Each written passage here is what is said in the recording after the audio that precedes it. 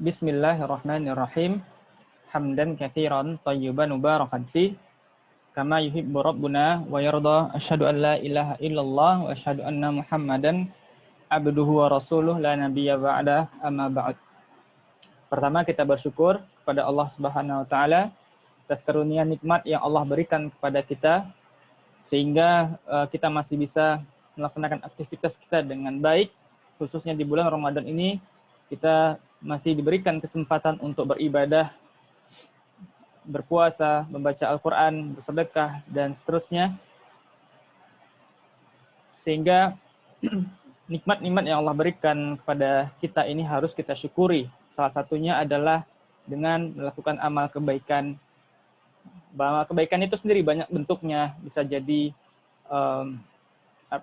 menolong orang lain, kemudian juga berkarya yang sifatnya positif. Itu bagian dari cara kita bersyukur atas nikmat yang Allah berikan kepada kita. Kemudian salawat serta salam kita sampaikan kepada baginda Rasulullah SAW.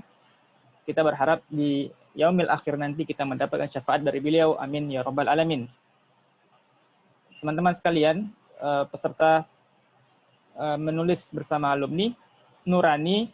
Di sini saya Yuda kembali ingin berdiskusi kepada adik-adik semuanya, kepada teman-teman semuanya. Di sesi pembekalan yang ketiga ini, kita akan sedikit cerita tentang menulis buku sendiri.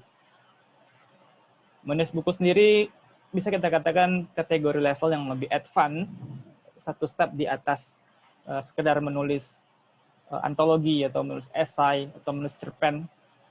Karena buku terdiri dari beberapa chapter biasanya, kemudian ada ratusan halaman, dan untuk menulis buku ini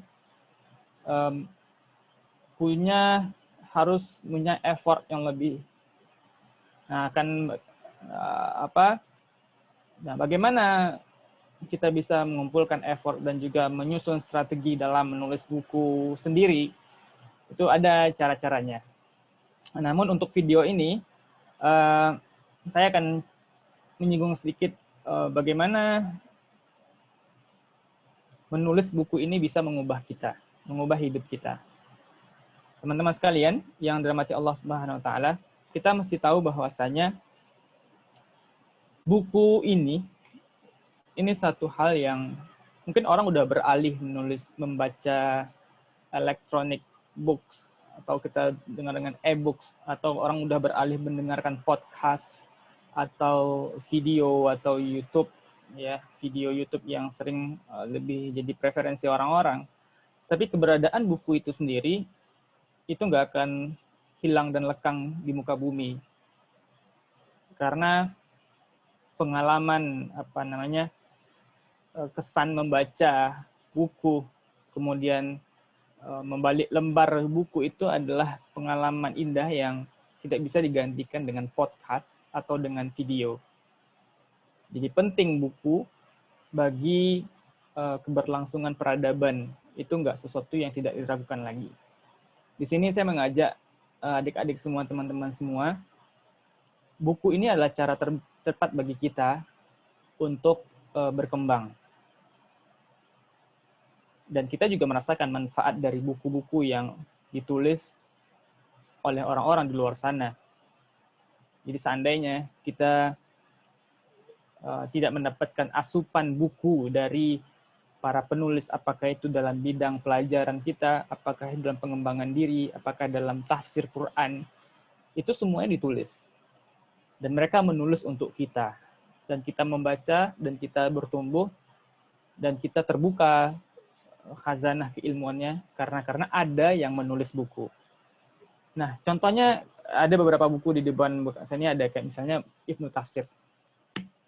Kita mungkin tidak akan punya pengetahuan yang banyak kalau kita tidak punya sumber ilmu tentang tafsir. Salah satunya tafsir Ibnu Katsir yang ada beberapa jilid ini. Dan juga mungkin kalau misalnya ada beberapa buku yang cukup populer di dunia. Salah satunya adalah Limitless. Ini salah satu buku yang bisa dikatakan cukup dikenal di dunia, yang ditulis oleh Jim Quick. Ini kalau dia nggak nulis, kita nggak tahu ceritanya seperti apa. Gimana dia bisa memberikan tips, strategi, menceritakan pengalamannya dari seorang Jim Kwik yang dulu pernah mengalami kecelakaan otak. Jadi kepalanya pernah terjatuh, kemudian sarafnya terganggu.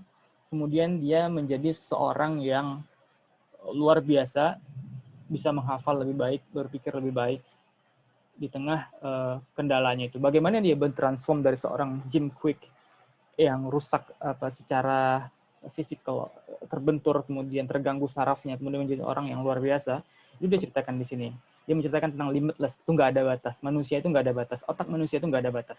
Dia akan bisa terus berkembang, dan bagaimana cara mengoptimalkan perkembangan otak kita itu, belajar lebih cepat. Dia bilang, upgrade your brain. Di situ bilang, upgrade your brain, learn anything faster, and unlock your exceptional life. Dia bilang, upgrade, bagaimana cara mengupgrade otak yang pernah dialami sendiri, kemudian belajar lebih cepat, kemudian membuka suatu pengalaman hidup yang lebih luar biasa.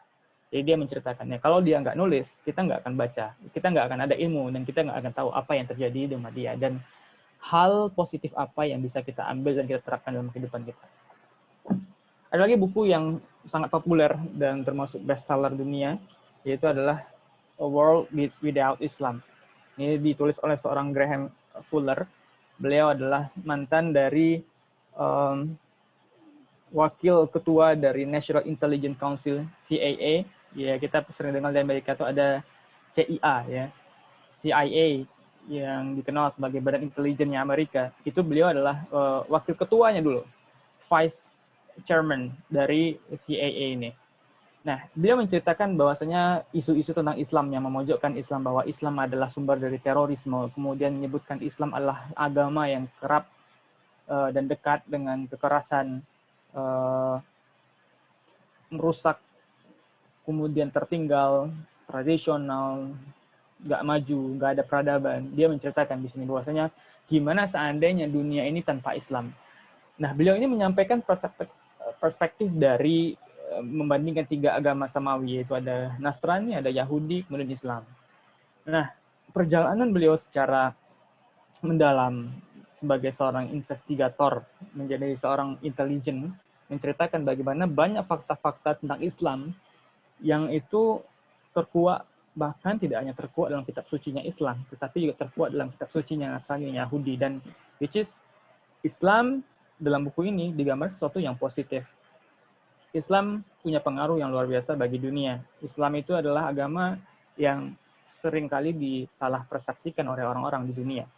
Dan nyatanya, seorang mantan ketua CIA-nya Amerika dengan jujur melakukan penelitiannya, membongkar banyak hal tentang Islam, Nasrani, dan Yahudi di dalam buku ini. Dan sekali lagi, ini adalah buku yang ditulis oleh seseorang.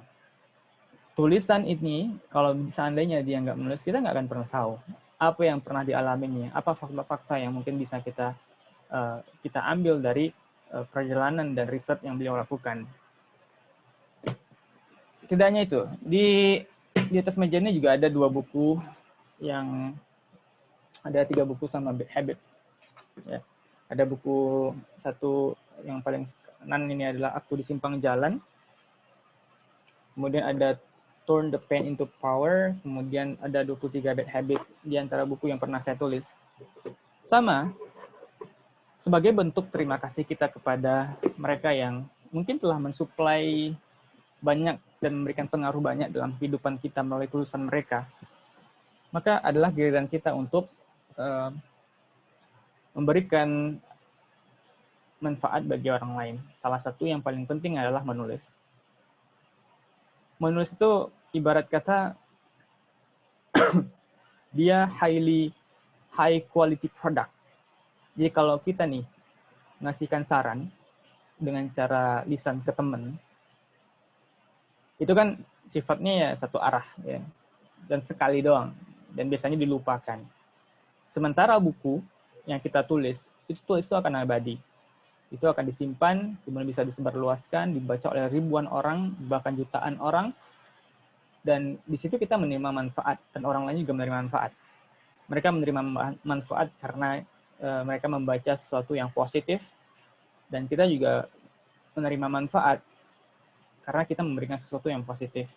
Bukankah Nabi SAW mengatakan, barang siapa yang menunjukkan satu kebaikan, maka satu kebaikan ini diikuti orang-orang, mungkin 100 orang, 1000 orang, maka ganjaran amal mereka itu akan menjadi bagian kita juga. Maka alangkah cepatnya kalau kita pengen membuat suatu impact, membuat suatu perubahan, membuat atau mengumpulkan pundi-pundi amal yang banyak, salah satunya adalah dengan cara menulis. Sebarkan kebaikan, sebarkan positivitas, sebarkan hal-hal baik, maka kita akan menerima manfaat dan orang lain juga akan menerima manfaat. Nah, sebelum kita akan masuk pada pembahasan inti bagaimana cara kita secara teknis menulis buku, yang nanti akan kita sampaikan videonya setelah ini. Dan yang paling penting yang perlu diingat adalah adik-adik dan teman-teman semua, menulis buku itu tidak sesuatu yang sesulit yang dibayangkan. Jadi menulis buku itu tidak sesulit sesuatu yang dibayangkan. Aduh, aku nggak punya ide, Mas. Aku nggak punya ide, Bang. Aku nggak punya ide, Kak. Aku nggak bisa. Semua kata-kata ini hanyalah was-was yang kita terima dari syaitan atau ketidakpercayaan diri yang mungkin muncul dari internal kita sendiri. Nah, sebelum kita belajar teknis, maka yang menjadi masalah sebenarnya sekarang adalah mindset kita. Jadi di sini saya mengajak teman-teman untuk mundur satu langkah, bahwasanya kita ini diberikan Allah 2 tangan, Allah berikan semuanya kecukupan, kita punya otak yang berfungsi dengan baik, kita punya akal yang mampu berpikir dengan baik, kita punya kedua mata, kedua telinga, yang dimana mata dan telinga ini salah satu dan salah dua dari sumber input yang masuk ke dalam diri kita. Kita membaca lewat mata, kita nonton video, kita melihat fenomena alam, itu masuk dari telinga. Kita mendengarkan ceramah, mendengarkan suara, itu masuk dari telinga. Nah, 2 channel input ini adalah cara Allah untuk menguji kita. Apakah 2 mata dan 2 telinga ini menjadi suatu sumber yang kita olah menjadi kebaikan? Apakah dari input ini menjadi sesuatu yang hanya sia-sia aja? Atau yang ketiga, malah menghasilkan output dari input mata telinga ini menghasilkan output yang buruk, merusak?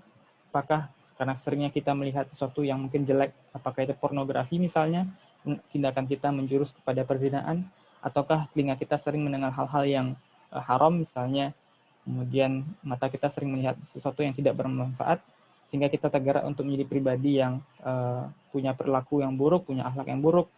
Maka output dari akhlak ini menjadi output buruk yang akan dipertanggungjawabkan di hadapan Allah. Nah, itu simpel dari kacamata syariat. Dan dari kacamata kita sebagai manusia, kenapa kita nggak bisa melakukan sesuatu yang berkarya dan bermanfaat bagi orang lain? Sementara banyak orang di luar sana yang telah membuktikan mereka bisa. Tidak hanya mereka yang mungkin bisa kita katakan punya organ indera, panca indera yang lengkap. Bahkan mereka yang disabilitas, mereka bahkan mampu melakukan sesuatu yang lebih baik daripada kita. Maka Allah katakan, Fabi'ai ala rabbikum atukadziban, dan nikmat Tuhan yang mana engkau dustakan. Dan kita benar-benar telah mendustakan ini. Kita punya mata yang kalau kita optimalkan mata ini, kita punya telinga yang jikalau kita optimalkan telinga ini, kita punya pikiran, otak, kita punya tangan yang kalau kita optimalkan semua ini, kita mampu, bahkan jauh sangat mampu berkarya positif. Maka pertanyaannya adalah, apakah Anda mau, apakah teman-teman mau ataukah tidak? Ya, kalau teman-teman mau, jalan ke depan setelah ini, itu sesuatu yang sangat-sangat mudah. Tapi kalau memang dasar yang teman-teman tidak mau, okay, that's fine. kita punya arah dan kita tidak bisa memaksakan seseorang karena prioritas orang beda-beda, dan kita di sini mengajak teman-teman yang mungkin tertarik, mungkin atau hanya 20% tertarik atau 30% tertarik, ayo kita bareng-bareng belajar menulis buku. Ini tidak hanya sekedar menulis buku, ini perlu saya tekankan. Tidak hanya sekedar menulis buku. Belajar menulis buku itu, kita nanti akan belajar cara manajemen waktu. Dengan menulis buku, kita akan belajar cara membaca yang efektif. Dengan menulis buku, kita nanti akan belajar cara berbicara yang efektif dan menarik. Dengan menulis buku, kita akan belajar untuk menjalin relasi dengan orang luar. Dengan menulis buku, kita akan belajar caranya mengembangkan jaringan pertemanan. Dengan menulis buku, kita akan belajar untuk menjadi pribadi yang lebih komitmen. Dengan menulis buku, kita akan belajar menjadi pribadi yang lebih lugas, cepat, dapat diandalkan. Dengan menulis buku juga, kita akan belajar menjadi pribadi yang lebih bersyukur. Kenapa lebih bersyukur? Karena input yang kita taruh dalam buku kita, sehingga menjadi output sebuah buku, itu melakukan suatu proses yang dari kita menerima input, kita membaca, kita mendengar, kemudian kita olah dalam pikiran kita, kemudian kita taruh di dalam sebuah tulisan. Proses merefleksikan, menghayati prosesnya input diproses jadi output. Ini kita akan merasakan bahwasanya kita itu adalah hamba yang tidak sempurna, dan kita bersyukur dengan segala fasilitas yang Allah berikan, mata, telinga, tangan, kemampuan berpikir. Itu membuat kita akan semakin bersyukur karena kita berusaha untuk menggunakan apa yang Allah berikan untuk kita. Dan juga banyak lagi hal-hal lain yang akan menjadi sub pelajaran di balik kita menulis buku. Tentu saja, menulis buku itu akan menuntut kita untuk disiplin, mengalokasikan waktu, dan di situ kita akan belajar time management, gimana di tengah kesibukan kita belajar, menulis, buat PR, ujian, kita harus meluangkan waktu untuk menulis. Itu ada pelajaran manajemen waktu di sana. Nanti ketika kita menuliskan buku, di situ akan ada belajar cara skill communication, komunikasi, kemampuan komunikasi. Bagaimana kita mengartikulasi kalimat kita sehingga apa yang menjadi pikiran kita mudah dipahami oleh pembaca. Itu juga terjadi di dunia nyata. Seringkali kita takut public speaking karena omongan kita berantakan. Maka dengan menulis inilah cara awal kita untuk menata kata yang baik, efektif, dan mudah dimengerti oleh lawan bicara kita. Nah, di sini sekali lagi, di video yang pertama ini, saya mengajak teman-teman untuk mundur satu langkah ke belakang dan merenungi apakah teman-teman merasakan menulis ini penting ataukah tidak, ataukah teman-teman punya hal penting lainnya yang mungkin bisa diprioritaskan. Itu terkembalikan kepada teman-teman. Di sini saya mengajak bagi teman-teman yang setuju bahwa menulis ini akan memberikan impact bagi kehidupan kita dan juga kehidupan orang lain, maka silahkan setelah ini dilanjutkan menonton video pembekalan kedua, teknis gimana menulis buku sendiri. Demikian untuk sesi ini kita akan cukupkan. Subhanakallahumma wa bihamdika asyhadu an la ilaha illa anta astaghfiruka wa atubu ilaik. Assalamualaikum warahmatullahi wabarakatuh.